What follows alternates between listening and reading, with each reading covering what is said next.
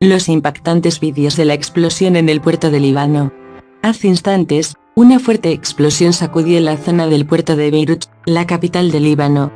Las causas del hecho todavía no fueron esclarecidas de manera oficial, aunque las primeras versiones de la agencia estatal libanesa de noticias